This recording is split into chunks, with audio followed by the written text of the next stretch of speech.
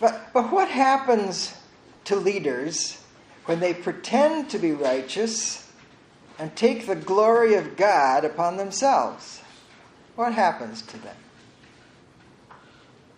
Today we see the result of one such king. He pretended to be a righteous man, but when he tried to gain favor by hindering the gospel of Jesus Christ and took upon himself the adulation that belongs only to the holy God, he was eaten through by worms and died a disgusting, stinking death. Now, apply that to the church. How do you do? What do you do with that text? Well, let's see where God leads us. We got to catch up the story a little bit because not everybody's been here. Peter was arrested, but later that night was released from jail by an angel. So now let's read our text. Acts 12:18-24. At daylight there was a great commotion among the soldiers as to what could have become of Peter.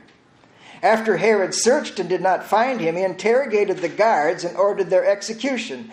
Then Herod went down from Judea to Caesarea and stayed there. He had been very angry with the Tyrians and the Sidonians, and together they presented themselves before him. They won over Blastus, who was in charge of the king's bedroom, and through him they asked for peace, because their country was supplied with food from the king's country. So on an appointed day, dressed in royal robes and seated on the throne, Herod delivered a public address to them. The assembled people began to shout, "It's the voice of a god and not of a man!" And at once an angel of the Lord struck him because he did not give glory to God, and he became infected with worms and died. Then God's message flourished and multiplied, and that's where you see the love of God. This is the end of the longest story in the New Testament that we've slowly been walking through. King Herod wanted to curry favor with the Jewish people. So in Jerusalem, he beheaded James, imprisoned Peter, and intended to present him for death. But an angel released Peter, who then escaped to another place where Herod had no power over him, and there was no small commotion in the morning. You can imagine. What that, of course, means is there was a big commotion in the morning. Why? Because of Roman law. Pretty tough on the soldiers. They all knew that they would be executed in the same way as the prisoner was supposed to have been executed. In this case, beheading. I mean, think about how Herod would think about this. Here's Peter. He's escaped, even though he was chained to 2 guards in his jail cell, and there were 2 guards posted outside the jail cell, and there were guards all along to the gates getting out of the city. And Peter escaped. It had to be collusion with the Christians. These guards were colluding with the enemy. And completely humiliating King Herod. That's how he would look at it. It thoroughly humiliated the king in the eyes of those he was trying to impress. So, he had the Christians interrogated, discover their plot, but of course gets nowhere because there is no plot. To save face, instead of Peter, he parades the soldiers who are supposed to be guarding him and has them executed publicly. Then he leaves Jerusalem, goes down the mountain to Caesarea on the coast. That was the capital of the province of Palestine. He's going to have some sort of celebration there in honor of Caesar. Some of the information I'm going to tell you now about this account comes from Josephus, a Jewish historian. His account and Luke's account kind of dovetail. The cities that Herod was angry with are up the coast from Caesarea. They live by trade. Tyre is even an island. They buy their produce and grain from Israel, just as they had back in the days of Solomon, when Solomon traded food to Hiram for lumber from Lebanon. Same kind of thing. But now Herod has cut off that supply to these nations, these towns, so they send a delegation to the celebration so they could negotiate with Herod about this. Apparently, they made some kind of good settlement because Herod wants to announce it in the theater the next morning. These theaters are outdoor amphitheaters. And Herod wanted to be out there at first light. He wants the sun to rise on him. And this is a little detail that Josephus tells us. He wore a robe woven entirely from silver. So, when the rising sun reflected on his robe, he appeared to be made of blinding light. Herod was a great showman. Unfortunately, his act had a result. I don't know that he planned on it, but maybe he did. The people began to shout that he is a god because he's all lit up like that. Now, even the Gentiles would blanch at the idea of usurping the honor of gods. Only Caesar could do that safely. And Herod, he's half Jewish, so he knew better. But he had set this up to impress the people, and he didn't rebuke them. He didn't say, oh no, listen, no, stop, I'm just a man like you are. No, he didn't do that. He accepted it. He lapped it up. He's playing God out there. He sat as a ruler and a teacher in his shining robe and began his speech. But the people even more shouted, that was the voice of God up there. Now, all of this to a man who knew the scriptures.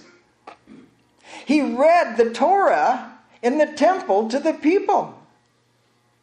He knew what he was doing. He had no fear of God.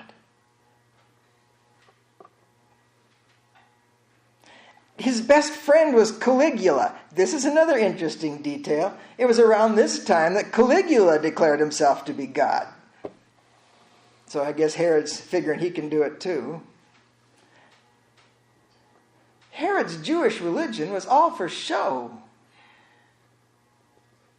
And now his show is sticking his finger up the nose of Almighty God.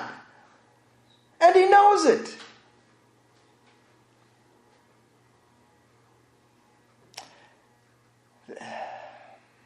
Well, that's all God was going to tolerate from this pretender.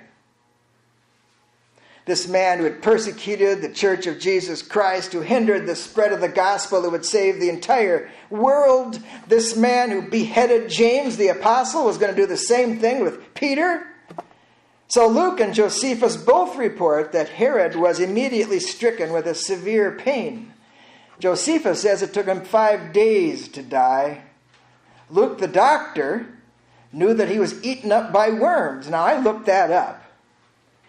Those things can eat right through a person. I saw pictures I'm not going to show you. Can you imagine how that hurt? What, suffering for 5 days as worms are eating through you? That's what Herod was struck by God with.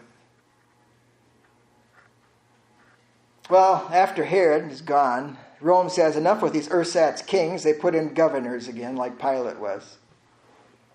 So Luke, as he has done with other stories, finishes this story by saying the gospel goes forward. Then God's message flourished and multiplied. Luke's point is that the gospel of Jesus Christ can't be stopped.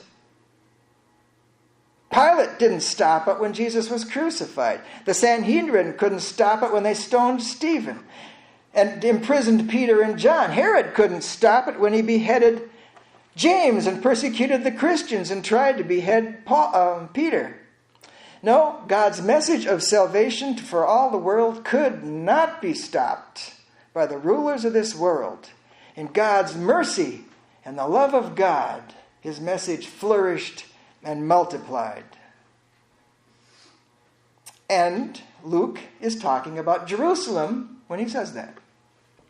God's message flourished and multiplied in Jerusalem. People there had experienced for themselves the healing power of God working through the apostles and their teaching. They knew this sect of Christians. They had known Jesus and the apostles, and thousands had come to believe in Jesus. thousands of Jewish people in Jerusalem. Now they saw how God deals with those who try to stop it. So God's message was being accepted and flourished in Jerusalem. And that ends the first part of the book of Acts. We have gone halfway through the book of Acts, not by chapter, but by content. This is the part where Jerusalem is the center of the story. Now, next, Luke is going to center on Antioch as the center of the Christian story, where he chronicles the mission trips of Paul and Barnabas. But what's Luke's point in this story? Particularly this gory thing at the end. Maybe it's like Deuteronomy 5:9. I, the Lord, am a jealous God. And we know what that means now. There shall be no other God before me. Remember that? 10 Commandments. And Deuteronomy 35-36. Vengeance belongs to me. I will repay. In time their foot will slip, for the day of disaster is near. Their doom is coming quickly. The Lord will indeed vindicate his people and have compassion on his servants when he sees that their strength is gone. And that's just what God did for the Christians in Jerusalem. He vindicated them by destroying Herod in a dramatic way. Or maybe Luke is remembering Paul's admonition to the Christians. You know, he was Paul's good friend. He was a traveling companion of Paul. He knew Paul's teaching. He also knew the violent persecutions that Paul had to undergo. So he knew that this instruction works. But it's the opposite of what the leaders of this world try to do. The leaders who are like Herod anyway. A Christian leader will obey Paul's instructions because Luke saw the results of those instructions and he knows they work. It's in Romans. He's writing to the Romans. 12:14-21. Just before they were going to undergo the persecution by Nero, by the way. Bless those who persecute you. Bless and do not curse them. Rejoice with those who rejoice. Weep with those who weep. Be in agreement with one another. Do not be proud. Instead, associate with the humble. Don't be wise in your own estimation. Don't repay evil for evil. Try to do what's honorable in everyone's eyes. If possible, on your part, live at peace with everyone. Friends, do not avenge yourselves. Leave room for God's wrath. For it is written, vengeance belongs to me. I will repay, says the Lord. But if your enemy is hungry, feed him. If he's thirsty, give him something to drink. For in so doing, you will be heaping fiery coals on his head. Do not be conquered by evil, but conquer evil with good. You know, the people in our story, they lived under Roman rule. They couldn't choose their leaders, of course. But we can.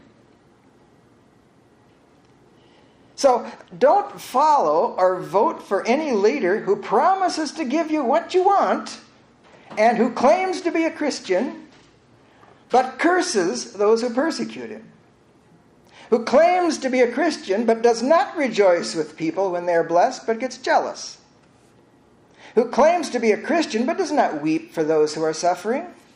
Who claims to be a Christian but is prideful and avoids associating with those lowest in status.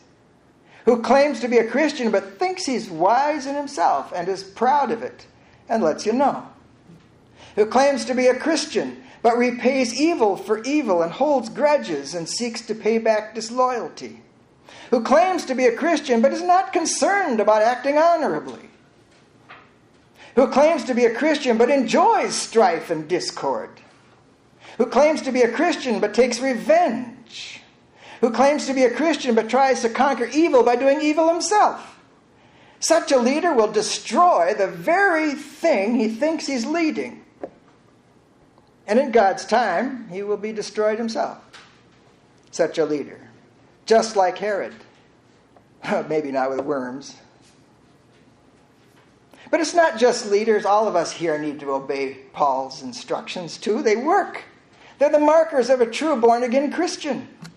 If someone says they're a Christian but seeks revenge and becomes jealous and doesn't care whether they hurt people, or is prideful and values his own opinion above others, or keeps grudges, or enjoys making people upset as long as you get your own way, that person can't really be a Christian, no matter what they say. They're only play acting. And the scary part is they could even be a psychopath, because that's the way those people work. Avoid this kind of person. It's important. You know,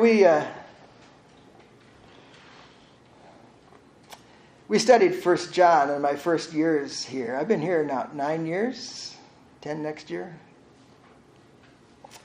When I first started, we studied 1 John, and the message he writes really sums up all that Paul has been telling us. John writes in 1 John 2:29, if you know that he's righteous, you know this as well. Everyone who does right is born of him. 1 John 3:7-10, little children, let no one deceive you. The one who does what is right is righteous, just as he is righteous. Whoever does not do what is right is not of God, especially the one who doesn't love his brother. And 1 John 4:7-8, dear friends, let us love one another because love comes from God. And everyone who loves has been born of God and knows God. The one who does not love does not know God, because God is love. So, a person who really is a Christian does not act like a psychopath. Rather, they will act like a true friend. A person who really is a Christian will act like Jesus acted. Yes, the gospel of Jesus Christ cannot be stopped. It will multiply and flourish regardless of what anyone tries to do to make it stop. It just won't. And the person who's trying to stop it will be destroyed. Why? Because the Holy Spirit in the hearts of his people bring forth love and peace and healing. I was the caseworker and chaplain for a halfway house. I've mentioned this before. One guy walked in the door of the house and said, I feel so much peace in here. And it was just an empty house. But that's what the Holy Spirit does.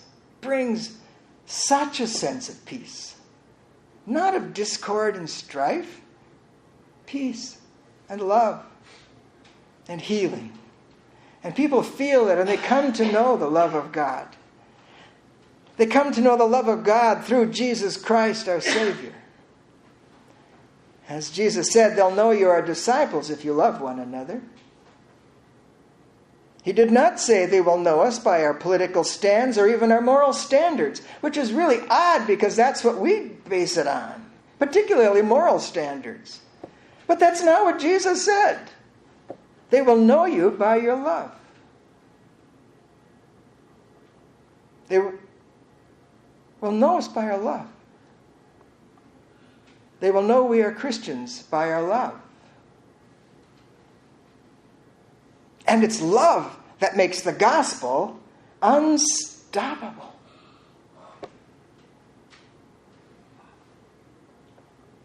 Amen.